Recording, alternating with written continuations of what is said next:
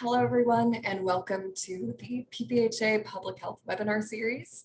We're so happy to be joined today by Celicia Lomax, a Health Policy Practice Associate at Waxman Strategies and Vice President of the nonprofit United Against Inequities and Disease. Before we get started, I'd like to remind everyone that this webinar is being recorded and will be posted to the PPHA YouTube channel. Please keep your camera off and microphone muted during the presentation. There will be a moderated question and answer section at the end, so feel free to either post your questions in the chat or hold your questions until the end, and there'll be some time for you to ask Celicia. Without further ado, I will turn it over to her, and I look forward to a great presentation. Awesome. Thank you, Brooke, for that introduction. Good afternoon or good morning, depending on where you are, to everyone that's joined. Thank you so much for joining me today. As Brooke mentioned, my name is Celicia Lomax, and I'll be talking about policy in the opioid crisis, and specifically ways to address stigma and inequity. So before I get started, I actually just want to start with a disclaimer. I am not a medical professional, nor am I a legal professional. The opioid epidemic is something that I've been studying for a number of years now. I've been an advocate in the space, a volunteer in the space, and also more recently have been working on health policies specifically to address the opioid crisis. And so for today's agenda, I'll start off with a background on the opioid epidemic. Then I'll go into federal opioid policy, specifically talking about executive actions that have been taken so far and legislative actions. Then I'll talk about challenges and strategies to addressing the opioid crisis and move into some case studies that specifically refer to some of those strategies. And I'll finish us off with some next steps, because I think with any presentation or webinar, it's always good to have tangible action items if people want to be more involved that they can do. So first things first, I actually want to start us off with one small way to address stigma at the outset. And that's in thinking about our communication and our language, and really in sort of how we frame the way that we think about this opioid epidemic. And that's in thinking about the term substance abuse versus substance use disorder. So substance abuse as a term has a more negative connotation. We tend to view it as a moral failing of the individual rather than an illness. On the other hand, though, substance use disorder, I think, or opioid use disorder, is a much better term to use, in part because it has more of a health-related connotation. And so when you start to think about it and when you're framing it, you think about physiological symptoms like increased tolerance for opioids and or withdrawal symptoms that someone may experience upon that medication stopping. So if there's anything that you can take from this presentation at all, I hope that you can start using substance use disorder as a term more often, or SUD, as opposed to substance abuse, just in sort of helping to frame that concept in more of a way that's around health than around sort of a social or moral failing. So without further ado, a little bit of background on the opioid epidemic. So how did all of this get started? The opioid epidemic can really be boiled down to three waves. The first wave started in the late 1990s, where there were pharmaceutical companies who were reassuring the medical community that patients wouldn't become addicted to prescription opioids. They had been doing their own studies on their drugs and manipulated the data to say that less than 1% of patients could become addicted. And so, of course, this led to many healthcare providers prescribing prescription opioids at much greater rates. And it actually turns out that, at least according to the National Institutes of Health, that closer to 20 to 30% of patients end up misusing opioids, and closer to 10 to 12% of them actually develop opioid use disorders. So it was a very gross underestimation by these pharmaceutical companies, and really the catalyst for the opioid epidemic. Going into wave two, this began in 2010, where there was sort of this increase in overdose deaths that involved heroin. And this was mostly due to states putting an end to what's called pill mills. And I'll talk a little bit more about pill mills in a second. but almost 80% of the individuals who were using heroin actually started by using prescription opioids. So you could kind of see that transition from wave one into wave two. And then wave three, this sort of began in 2013, where there was a significant increase in overdose deaths actually involving synthetic opioids like fentanyl.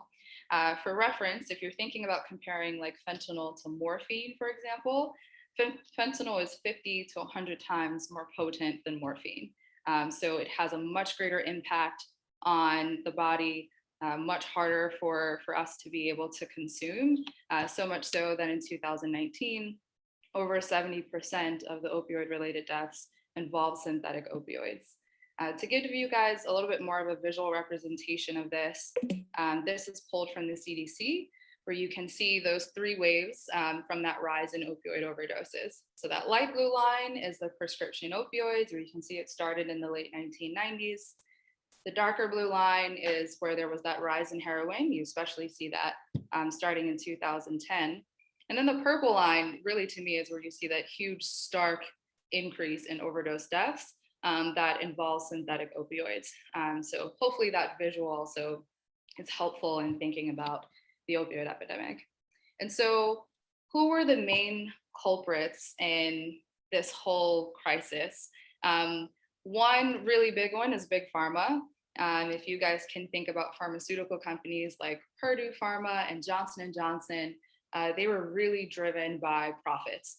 So much so that, as I mentioned before, they were manipulating their own data to make sure that their prescription opioids were getting approved and really going to market. And so this increase in opioid sales is what directly also led to an increase in overdose deaths. I said I'd talk about them a little bit more. Pill mills was another part of this, and they're more so a part of wave one, but also a part of the cause to wave two that I talked about. So pill mills are essentially these illegal facilities that are mostly medical clinics and pharmacies that were selling prescription opioids in doses in exchange for cash. And people could come in without any medical documentation, without any diagnosis, really without any referrals from any healthcare providers, and just buy as many prescription opioids as they wanted with cash. And this sort of overprescribing was happening so much so that in 2015, there were enough opioids that were being prescribed in the city of Philadelphia for every person in the city to have 29 days of OxyContin. So if you're thinking about all of the people in the city and the fact that, of course, not all of us were receiving prescription opioids, there was so much that was going out there that all of us could have had a 1 month supply in the city of Philadelphia. So that's just how much it was really being prescribed. And so one other piece of this, in terms of thinking about the different culprits and their involvement in the opioid crisis, actually includes policymakers. And I know it seems unlikely given that I'm talking about how to also use policy to address the opioid crisis, but the policymakers were looking at this crisis initially as the main issue was overprescribing. And so as you saw with the pill mills, there was a lot of overprescribing happening and a lot of healthcare providers that were prescribing. And so they thought, if we stop the overprescribing and we shrink the medical supply, then we'll solve the opioid crisis. We'll solve this main issue. And they shrank that medical supply without taking into consideration the demand and the fact that there were still folks who were very much dependent on opioids and or already had substance use disorders. And so this led to this sort of spectrum where providers and pill mills, they were really cracking down on these different pill mills where they were overprescribing initially, and they went all the way to the opposite end of the spectrum to underprescribing, where people still may have needed the opioids, but fear of consequences led them not to prescribe anymore. And that's a part of why people started to transition to using heroin because they couldn't get access to the same opioids that they were originally getting. And then part of that third wave is actually drug dealers. As I talked about before, there was this rise in synthetic opioids, and this primarily came from the fact that many dealers saw an opportunity to make a lot more money. So they began to sort of lace heroin and other illicit drugs with synthetic opioids. in part because synthetic opioids are much cheaper to make and they're a lot more potent. So they were able to sort of expand their supply and really get this out to a lot more people and make a lot more money. And so you can see all of these different components having a really major impact on the opioid crisis and how this really was sort of set off by those pharmaceutical companies. And so, with that, there has been some accountability that seems to have come from this. For those who have been following the opioid crisis or have really been just reading the news generally, you may have been hearing about these ongoing lawsuits that have been happening. One of which deals with Johnson and Johnson. So they have this $26 billion settlement deal right now between a number of states, Johnson and Johnson and the three sort of major drug distributors of opioids during the crisis. And the hope is that once this sort of settlement deal is finalized, the funds would go from those companies to the different states and communities involved in exchange for then dropping all of the current lawsuits against the companies and not bringing any future action against them as well. On the other side of that, too, really popular name more recently is Purdue Pharma and the Sackler family. I don't want to get too much into them because I have my own sort of biases about the Sackler family and Purdue Pharma. I personally feel like they are kind of the bane of a lot of people's existence in terms of this opioid crisis. They're really what kind of set this off, and the Sackler family were the owners of Purdue Pharma and kind of setting off that selling of OxyContin. So there's a $4.5 billion settlement deal between Purdue Pharma and the Sackler family in 15 states. And so what complicates this a little bit, though, is that Purdue Pharma is also filing for bankruptcy, and they're going through a bankruptcy case right now. Within that, what makes this also kind of depressing is that there is a list of people that Purdue Pharma right now has that they would want excused from any future sort of opioid crisis related lawsuits. And it just so happens that that list includes all of the members of the Sackler family and their associates. So they'd be excused from any future lawsuits. States initially saw this for what it was, and they really opposed this bankruptcy plan, but eventually they dropped that opposition in exchange for this release of millions of documents from the Sackler family that would further expose their participation in the opioid crisis. So again, if this is finalized, funds would go from Purdue Pharma and the Sackler family over to these states and communities. And in both cases, the funds are supposed to be used to address the opioid crisis. I want to mention that Pennsylvania is actually a part of both of these settlement deals. So it's possible that those funds would be coming into the state to help in addressing the opioid crisis. But also want to make it clear that I put some accountability rather than justice, for example, because there isn't anything that can make up for the more than 500,000 American lives that were lost over the course of this opioid epidemic. And for these really rich companies and quite frankly, a very rich family, this kind of settlement deal with funds is less than a slap on the wrist in some ways. So yes, there are funds that will be coming to companies and or coming to states and will be really important, but I think that there should be a little bit more that we could have been able to do to really hold them accountable. So where exactly are we today? Unfortunately, there was about 70,000 Americans that died from opioid-involved overdoses last year in 2020. To give another visual of this, you can see the drug overdose deaths from 2015 to 2020. This is pulled from a combination of Kaiser Family Foundation and the CDC, where, as I mentioned, there's that approximate of 70,000 Americans that died last year from opioid overdose deaths, but there were still over 93,000 Americans that died from drug overdose deaths in general. If you compare that to 2015, you can see that the opioid involved overdose deaths have more than doubled from 2015 to 2020. And so we see that this is a really major issue that needs to be addressed as soon as possible and continue to have action taken against it.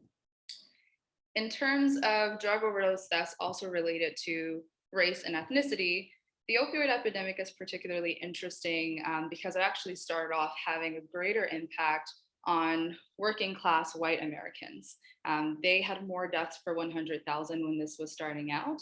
And in more recent years, it has actually had more and more of an impact on communities of color. And so in this case, you can see going into 2020, the Black and Native American population have increased in drug overdose deaths by so much that they've surpassed the white population. And there's a number of reasons that can kind of go into this. One big piece of it, quite frankly, is systemic oppression and thinking that these communities have less access to treatments. There are more challenges in terms of different societal factors that they're dealing with. And of course, you also can see that across the board for all of the races and ethnicities, 2020 had the greatest increase in drug overdose deaths. And this is what gets into what people have been calling a twindemic.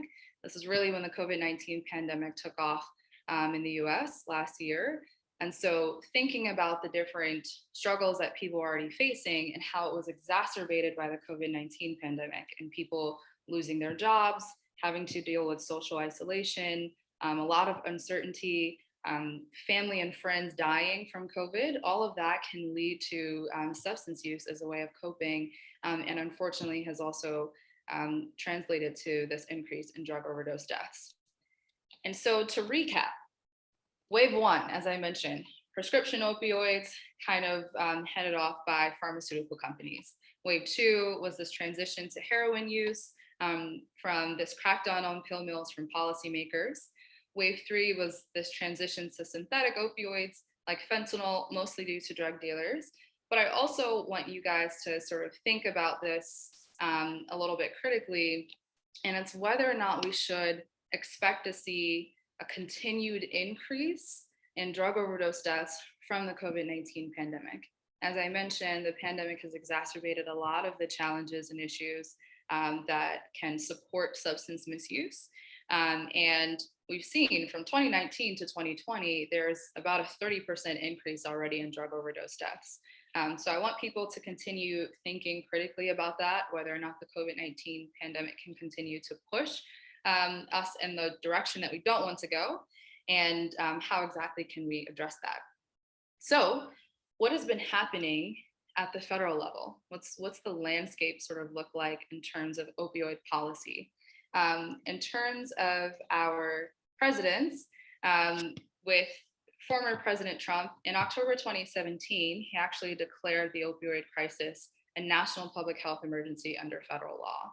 And this brought a lot of public attention to the opioid crisis that wasn't originally there, which was great. But at the same time, the administration didn't really do anything after making that announcement. It was kind of like the announcement happened and went back to other business.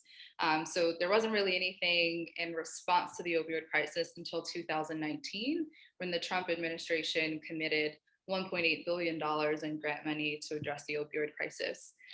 President Biden similarly pledged to face this opioid crisis head on, talked about using evidence-based treatments and strategies.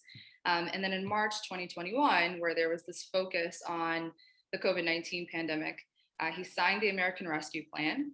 And part of that also authorized $4 billion for SAMHSA, which is the Substance Abuse and Mental Health Services Administration, to support mental health and SUD treatment. So we see that there has been some funds that have come out of these administrations.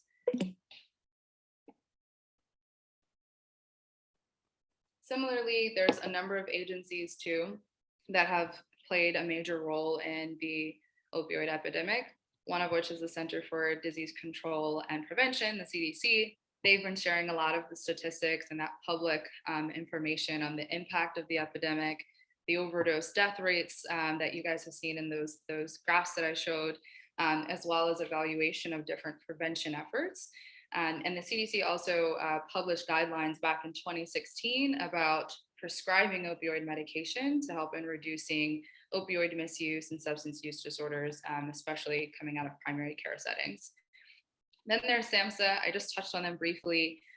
They're responsible for the federal efforts to reduce the impact of substance misuse, and they are both a recipient of and an administrator of federal grant programs to address the crisis. And so what they've done is they've developed what's called the State Opioid Response Grant Program, where states can apply for additional grant money to increase access to what's called medication assisted treatments or MATs to also help in reducing opioid overdose deaths. And then there's the National Institutes of Health.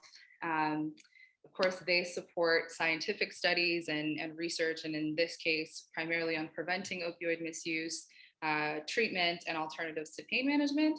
The NIH also launched in 2018 what's called the HEAL Initiative, or the Healing to End Addiction Long-Term Initiative. And that's also meant to accelerate different scientific solutions to addressing the opioid epidemic. So that actually the NIH, through some of the science that they've supported, helped to prove the effectiveness of naloxone, which is a drug used to reverse overdose, and then also supported studies that led to the development of buprenorphine, which is one of the medications used for SUD treatment. Then there's agencies that don't have the greatest reputation in terms of the opioid crisis. One is the Food and Drug Administration. So they are responsible for approving medications, including opioids and medications to treat SUDs, as well as recommendations for treatments and dosages. And so they've sort of assisted in that development of different therapies and drugs. They also helped with converting medications from prescription status to over-the-counter status and influence some of those prescribing practices. But they face a lot of sustained criticism regarding their role in the opioid crisis because the FDA was viewed as having, in this case, one of the biggest regulatory failures in history with this opioid epidemic. They were the ones that were approving a lot of the prescription opioids like OxyContin very quickly. And also one of the challenges with that too is that they didn't give the greatest recommendations in terms of prescribing practices. They allowed for labeling that also didn't really show how addictive those prescription opioids were. So they've received a lot of criticism for that role. On that other side is the DEA, or the Drug Enforcement Administration. They're within the Department of Justice and of course have enforcement authority over illegal opioids, opioid take-back programs. They track healthcare providers who also prescribe different medications for SUD. And there's also prescription drug monitoring programs that they have authority over. Similarly, they've received a lot of criticism for their role in the opioid crisis, but mostly because of their criminalization of those with SUDs. And so a lot of people that have been suffering with substance use disorders get cycled in and out of the criminal justice system. And unfortunately, that is not the best way of helping them to receive the treatment that they need. And again, this goes to it being treated as more of a behavioral issue than a health-related challenge. And so that's where some of that criticism has come from. They have tried to take a little bit of a more different stance more recently in relation to it, and making sure that as people might be going through the system, they're connecting them to providers and to treatment as opposed to just putting them in jails and prisons. So on the legislative side, thinking about our members of Congress, there have already been some policies that have been passed into law recently. So one of them is called the CARA of 2016, or the Comprehensive Addiction and Recovery Act. That authorizes HHS to award money basically to address the prescription opioid misuse, heroin misuse, and also they at the time were trying to convene a pain management task force to determine some best practices for helping and managing pain. Then there is and that was of course passed into law back in 2016. Then there's the Support for Patients and Communities Act. It's a little bit of a mouthful because the support part actually stands for substance use disorder prevention to promote opioid recovery and treatment. So it's a lot. The shortened version is support. And again, similar to the one before where it's providing additional funds to support opioid use disorder prevention, recovery, and treatment, which was passed into law in 2018. And then there's the Dump Opioids Act. It doesn't really have like an acronym part associated with it. Interestingly, they just wanted to use dumb. And that is to require the VA to have designated periods of time in which people could dispose of any sort of excess controlled substances that they have. And this is also to help in mitigating the possibility of someone developing some sort of dependence or a substance use disorder. So, as I've mentioned, there were those policies that became law, but there's also policies that are still in the chamber right now. They've been introduced this year by different members of Congress, but have not really moved since then. One is CARA 3.0. So I just talked about a CARA from 2016. So this is again another Comprehensive Addiction and Recovery Act to do what the previous CARA did in part by providing that support for prevention, treatment, and recovery services. They've added a couple of pieces to it as well, including a national education campaign on opioids, sort of thinking about long-term treatment and recovery services, and also improving training for our addiction workforce. Then there is the Stop Fentanyl Act, or the Support Treatment and Overdose Prevention of Fentanyl Act, to establish programs to directly address addiction caused by synthetic opioids and illicit fentanyl. And then there is the MAT Act of 2021, or the Mainstreaming Addiction Treatment Act, which removes this requirement for what's called an X waiver. For people who are not aware, healthcare providers, for the most part right now, have to apply for what's called an X waiver in order to prescribe buprenorphine to patients that they're treating for SUDs. It's a burdensome process that involves a number of hours of training for healthcare providers, and applying for this waiver only actually lets you treat, I think, about 30 patients. So many healthcare providers and others feel that it is a burden, making it harder for them to treat individuals with SUDs. And it also kind of adds to stigma in a way that you have to go through this extra process just to treat patients that have this illness. And so the removal of that requirement can make it easier for them as well. So again, those are policies that are in the chamber. They haven't been passed into law yet, but they might be important for us to keep our eyes peeled for, and maybe even support in encouraging members of Congress to pass. So now moving on to challenges and strategies related to addressing the opioid crisis. There are a number of different factors that can contribute to opioid misuse. We, of course, know about some of the medical factors. Right now, prescription opioids are used to treat moderate and severe pain, and they're typically prescribed following a surgery or an injury or used for chronic pain.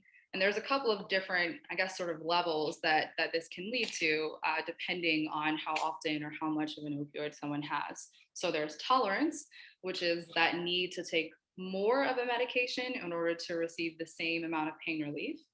Then there's dependence, where there's symptoms of withdrawal for an individual that develop when they stop taking that medication.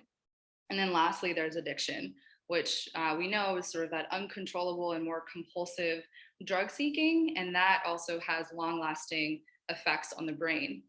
But as I mentioned at the beginning of this, I have a public health background. I come from the public health side of this. So I like to think about the social determinants of health and the societal factors that also can contribute to someone's misuse of substances.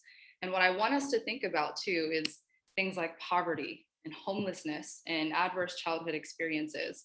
All of those are part of the things when you're thinking about different social determinants that impact where we work, where we learn and live and play. And unfortunately, with those different factors, there's more degrees of trauma that a person experiences that can then lead to substance use as a way of coping. And in all of these cases, there are systemic inequities that lead to those factors. And stigma is actually associated with all of them, right? We view poverty and homelessness in a really negative light. And unfortunately, the COVID-19 pandemic has exacerbated all of them. As I mentioned, and as we've all witnessed, the COVID-19 pandemic has led to a lot of job loss, social isolation. There's been this really big battle over eviction moratoriums, as people may have seen. It's come back to the Supreme Court recently for there to be a removal of the moratoriums. And so that can put more people at risk. And so just thinking about all of these, with social isolation too, there's been an increase in violence and dysfunction in the home, in which for some children, they might be experiencing that as well.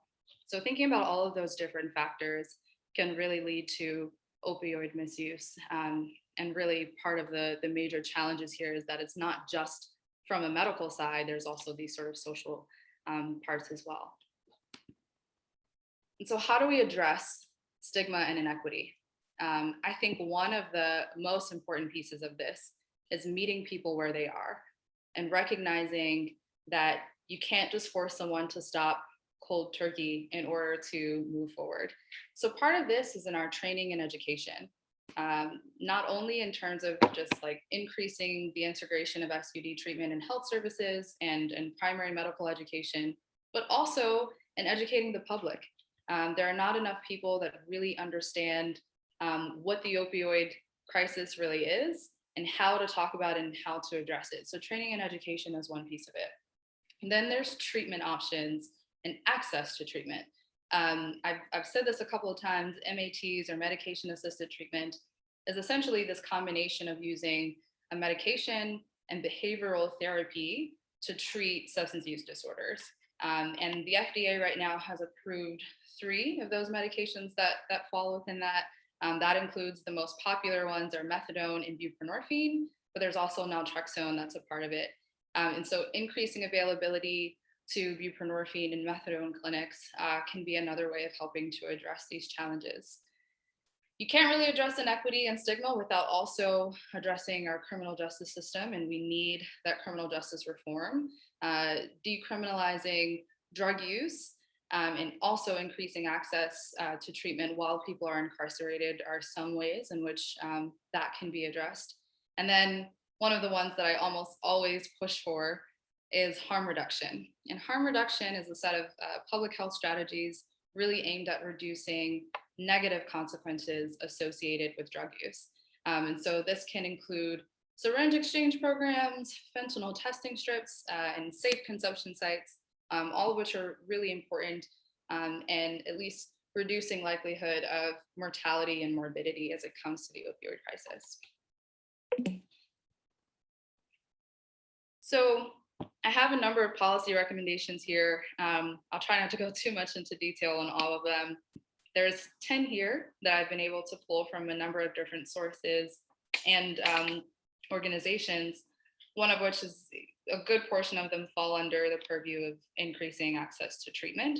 And so reforming the requirements for medication-assisted treatment access, repealing that X waiver, as I talked about before, so that more health providers can treat those with SUDs, expanding access to telehealth and utilizing our community health workers to also assist with treatment, increasing mobile provisions for MATs, as well as removing insurance barriers. And then on the other side here, I have decriminalizing the possession of unprescribed methadone and buprenorphine, increasing treatment access again in jails and prisons, and also making sure that we're connecting those individuals to health providers as they're re-entering the community. Thinking about some of those social determinants again, increasing the partnerships between homeless service providers and treatment programs, and then also thinking about implementing more screenings and referrals to treatment for our youth. So those are some of the policy recommendations. I'm sure there's very many others that we can add as well. But again, just making sure that we are trying to tackle some of the root challenges that people are dealing with, as I mentioned, those different societal factors as well as medical factors, and how we can meet people where they are. So what are a couple of case studies in relation to some of the strategies that I've talked about? I can't go through a presentation for the Pennsylvania Public Health Association without talking about Pennsylvania. So there has been a big push in the state for increased access to naloxone, which, as I mentioned earlier, it's a drug used to reverse overdoses. There also is Prevention Point, which is a nonprofit organization that has shared access to really important harm reduction services, some of which I mentioned earlier in the strategies. And then there is Safe House. And Safe House is interesting because it's a safe consumption site or a supervised injection site that would have been in Philadelphia, but has gone through a number of legal battles up until this point. And so part of what has happened, the really big sort of part of the legal battle, is that they've come against something called the crack house statute, which basically makes it illegal for any sort of building to allow for or encourage any sort of illicit drug use. And so that's one side of it where that's been a really big struggle. Safe House has gone back and forth, and at one point seemed like they were really making great headway and were going to move forward in having the site. But then also another challenge came with where they would have this site. So initially, it was going to be in South Philadelphia. The residents of South Philadelphia were not a fan of having Safe House in their community, in part because they thought it could bring additional crime into their community. They also didn't want their families to be near that or their children to be seeing any people using drugs. And so this kind of battle, I think, has this combination where there's a little bit of a lack of political will, where there's not enough support there, as well as not enough community buy-in. And some of this comes from not enough great, education for the public on the opioid crisis and how we can address it, but also in recognizing that you have to hear where people are coming from first before implementing something that could change their lives. And they may not know that it could actually be changing their lives for the better. And that's the importance of incorporating something like this. So to compare that, I also have Rhode Island here. They've maintained a really successful buprenorphine hotline. And so this has been helping those with SUDs get access to buprenorphine, which I mentioned is one of the medications for MATs. They also have been piloting providing SUD treatment. I shouldn't have put inmates, for incarcerated individuals, and have been connecting them to providers upon reentry into communities. And some of their preliminary data from this has already shown that there's been decreases in ER hospitalizations and decreases in likelihood of fatal overdose because of doing this. And lastly, Rhode Island has actually become the first state to legalize safe consumption sites. So the governor, this has happened just a couple of months ago, the governor signed a bill that would set up 2 pilot programs within the state called harm reduction centers. And so that kind of shows in part that there's a little bit more political will in having a governor that really supports this, as well as a little bit more community buy-in as they've been really trying to enforce additional, education for the public and having more people involved in that. This isn't to say that the harm reduction centers are completely in the clear. They could very well go through a similar legal battle where they come up against this crack house statute like Safe House did. But it is to say that in thinking about these different strategies in both of these states, they've done really great work in terms of increasing harm reduction strategies, specifically in addressing the opioid crisis. It's also important to get that political will when you can and to have that community buy-in to move forward on these initiatives. And so I want to end us off with next steps. I want to make sure that people can come out of this with action items that they feel might be really useful in addressing the opioid crisis if you feel so compelled. The first is really to urge your members of Congress to pass important legislation. I just gave 3 examples of ones that have been introduced this year: CARA 3.0, Stop Fentanyl Act, and the MAT Act of 2021. There are certainly others that have been introduced that have a little bit less support, but of course, with public pressure, things can move pretty quickly. I've also included a link there. If anyone has any trouble, you can find your representative so that you can get in contact with them to sort of urge this legislation.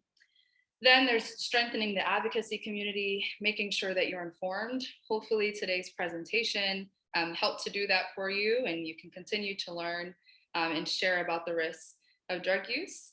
Then there's also getting trained on and carrying naloxone. I think it's fairly simple. It's one of the great ways of being an active part of the community in which you could potentially save a life. And lastly, reducing stigma. As I talked about at the very beginning of this presentation, just thinking about our dialogue and the different terms that we use and how we talk with people can make a big difference in helping people's understanding of the opioid epidemic. And then these are organizations that I think could be great to support. Prevention Point, as I said, is based in Philadelphia. They have a lot of great harm reduction strategies they use. End Overdose Together is actually one of the organizations. It's based in Pennsylvania that helps to train people on using naloxone and can provide naloxone kits for folks. Then there's the Drug Policy Alliance, which is based in New York, but also has a focus on addressing social determinants of health and using harm reduction strategies. And lastly is the Shatterproof, which is a national organization working to address the opioid crisis as well. So all of these organizations I've either volunteered with or have gotten trained from or have talked with folks at those organizations to help inform some of the policies that we've been recommending on a federal level. And I think they're all fantastic. These are the resources I used. I don't know if this slide is ever helpful, but wanted to make sure I provided it. And I want to thank everyone for coming out today. Happy to answer any questions you all may have. And I think there may be some in the chat, so I can look at that. So thank you, guys. Thank you so much for that really well-researched and informative presentation, Celicia. I know I learned a lot. I would love to open the presentation up for any questions people may have. Please feel free to either post them in the chat or you can unmute yourself and ask them directly. Hi, Celicia. My name is Dr. Kate Nolt. I'm with Creighton University on the faculty there, but my role here is as I want to first of all say thank you for the presentation. It was thorough and you did a great job. Thank you. I'm one of the lead authors of an opioid policy statement that's coming out with the American Public Health Association. And if Dr. Shaver doesn't mind, I'm going to mention her as well. She's another author of the policy statement. And we are thrilled that you did this presentation and want to invite people to keep an eye on APHA's website and policy statement database. We're looking for endorsements for the policy. It did include a lot of what you put out there. So we, believe me, I was looking at the checklist. You did a really great job. So it's an update to an older policy. So I just want everyone to know that we are involved in the next steps as you put them out there. So APHA has something coming out. We are going into public hearings in the annual meeting upcoming in October. So, but it has been conditionally accepted. So I'm happy to share that information with everyone. Yeah. Amazing information. Thank you so much. Dr. Kate, I think is what? Nolt. That's okay. Yep. Kate Nolt. Yep. Thank you so much. That's amazing to hear. I've also have very fortunately been involved with APHA and some of the policy statements that have come out. So that's great to hear that that's been moving along really well, and happy to also be supportive and endorse wherever possible. I love to hear when things like this is happening. So thank you for sharing. Yeah, that's fantastic. And I'm a member of PPHA as well, and it's great. It's a state affiliate, and I believe they've already supported the policy. So I'm happy to say that as well. So to hear it. Thank you. Thank you so much. Love to hear that. Yeah, and I'll just add that I will definitely be keeping an eye out for that policy update release as well. And I will include it in the weekly newsletter for all of our PPHA members. Awesome. Thank you. That's wonderful. Thanks. Love that. I have a question in the chat that someone was asking about the status of the Rhode Island harm reduction centers. It seems, thank you for that question, everyone. In terms of next steps, one part of that is really just making sure they're nailing down the official location for these harm reduction centers. As I mentioned before, with Philadelphia and sort of trying to figure out safe house, one of the struggles there was making sure that it was in a community that was okay with having it there. If there isn't community buy-in, then there isn't a lot of support there. So they're still nailing down the official locations for it. Part of it too is making sure that they're kind of connected, I think, in some capacity to health facilities or health clinics that can offer more of those services where people might need them. So that's one part of it. I think the governor has also spoken to the fact that it is possible that they could run into potential court cases that might come up, sort of depending on who might come up against this. But as of now, fingers crossed, it's looking like it's going in a really great direction. Hi, just to piggyback. Hi, Celicia. This is Dr. Key. Howie, great presentation, first of all. So thank you so much. That was actually my question, and I'm actually located in Philadelphia. So just piggyback off of that question, how do you see, I guess, the success of these harm reduction centers in comparison to Philadelphia? Because I think it was pretty much the same here, where they were looking for location, they found location, and were pretty close to opening it. But of course, with all of the kickback, it was halted. And so Yeah. my question, therefore, is, do you see Rhode Island being any more successful? What steps have they taken to, I guess, ensure that it will go further? And do you see it going further than finding a location? Because as we saw with Philadelphia, location was found and the location was agreed upon with, don't know if the building, but with residential kickback and everything else, it was halted right in its tracks. So do you Absolutely. see it being, yeah, I'm sorry. Yeah, no, really great question. I really appreciate it. With Rhode Island, I think what has made them quite interesting, and I think there's also a couple of people with questions too, so I'll try to be quick. Rhode Island is interesting in that they have kind of been like they've been more behind the scenes with a lot of the work. People hadn't really known very much about how much Rhode Island has been doing as far as like harm reduction work, except for folks, of course, based in Rhode Island.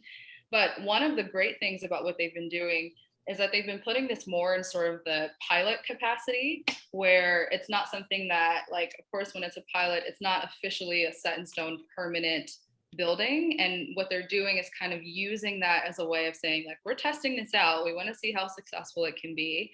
And then that kind of opens the pathway for a permanent, hopefully a permanent harm reduction center in Rhode Island.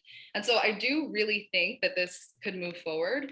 One of the other things that I think makes them a little bit more successful than where Philadelphia was at is that, as I mentioned, the crack house statute kind of piece, and again, I'm not a legal professional, so I don't want to get too much into the weeds of this, but the crack house statute part of it is that they were looking at it as like, what is your primary sort of motivation or purpose of this building?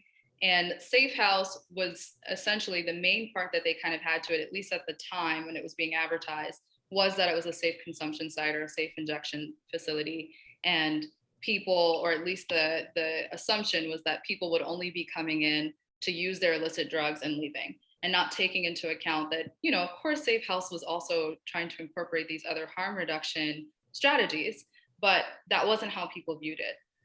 With Rhode Island, where it's called the Harm Reduction Center, there's a couple of other sort of services that they were trying to provide. So it's supposed to have behavioral sort of therapy sessions. There's, in addition to like buprenorphine or methadone being offered, there's supposed to be connection to more social services for folks.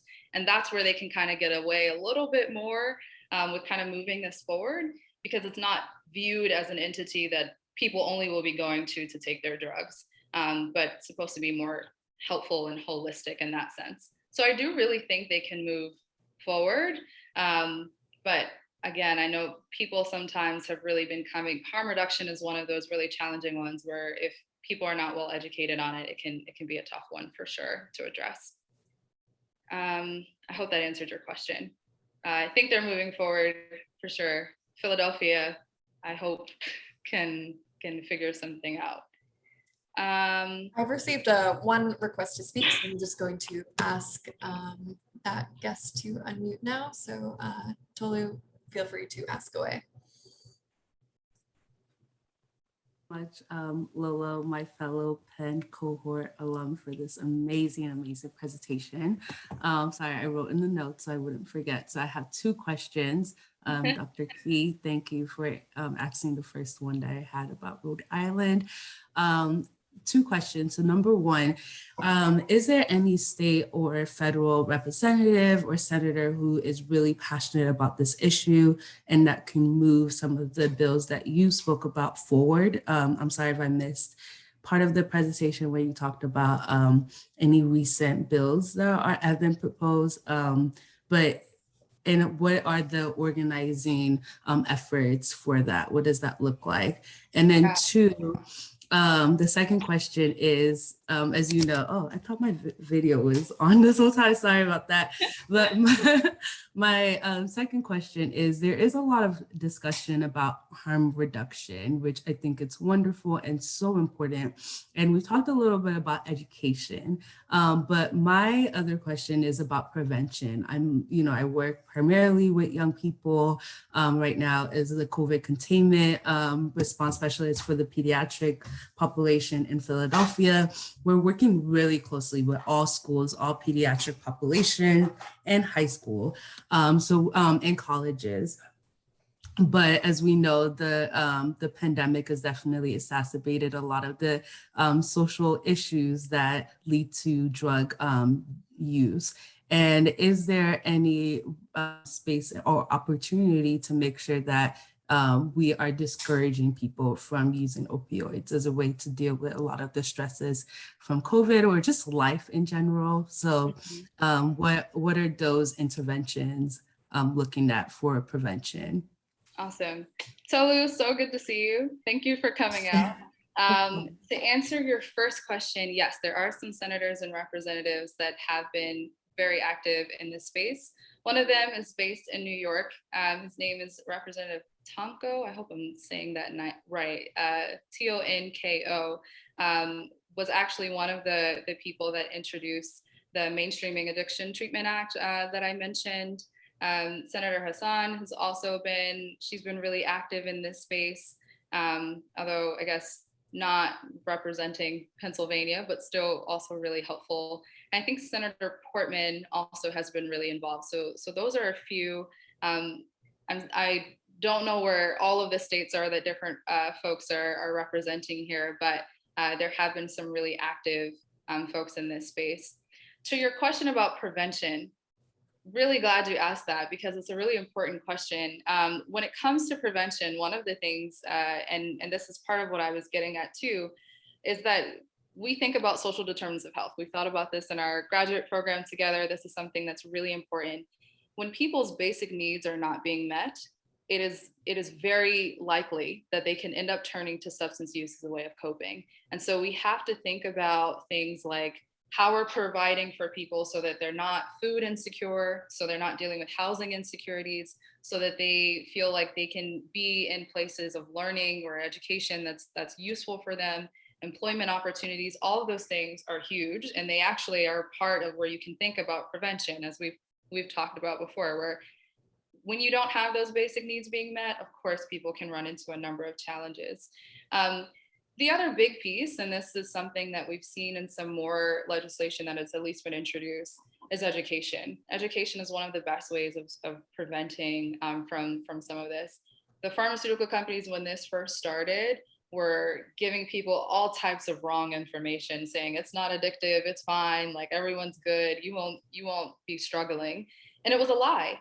And making sure that people are well educated on the different drugs that they might be taking, even if it's for something like an injury or post-surgery, making sure they're informed before they even start taking it, for example, can already start to get into people's minds, okay, I need to make sure I'm careful with this. It's highly addictive. These are some of the steps I should take. So I think those are some of the ways. Unfortunately, I made this into this big conglomerate of we need to solve the world because social issues, but I think that's really important. So I hope that answered your questions. I see in the chat too, I want to get to this one. There's a question regarding decriminalization in terms of fentanyl testing strips. Really great question. Fentanyl testing strips are still viewed as drug paraphernalia, unfortunately. There has been, I think it actually might be a part of the Stop Fentanyl Act that I mentioned earlier, where they're working on, at least at the federal level, trying to make access to fentanyl testing strips legal. There's still a lot of question marks around that, in part because it's kind of conversations, even within my work, conversations with the DEA about who has authority or enforcement authority over this. So right now, yes, there is work being done on trying to make things like fentanyl testing strips legal for people to access. One piece of this is that there is a thought right now out there that it wouldn't go to individuals, but fentanyl testing strips can be used in specific treatment programs or clinics. So thinking about like methadone clinics or different SUD treatment facilities. So that's kind of where that is now for that person. Hopefully that was helpful. Great, thank you for that question and answer section. Before we go, I just want to bump one organization that you mentioned in your presentation, End Overdose Together. End Overdose Together is a partner of PPHA. We love them. And I really want to highlight this as something that you can do right now as an action step, as Alicia mentioned. You can go onto their website. I'll post it in the chat. And you can sign up today for a virtual naloxone Narcan training, and also get a free kit shipped to your residence. And this is a Pennsylvania organization, so just wanted to extra highlight that one. Yeah. Great. And yeah, this was a really amazing presentation. Thank you so much for joining us today. And yeah, I hope everyone has a great afternoon. Thank you everyone for having me. Have a good one. Bye.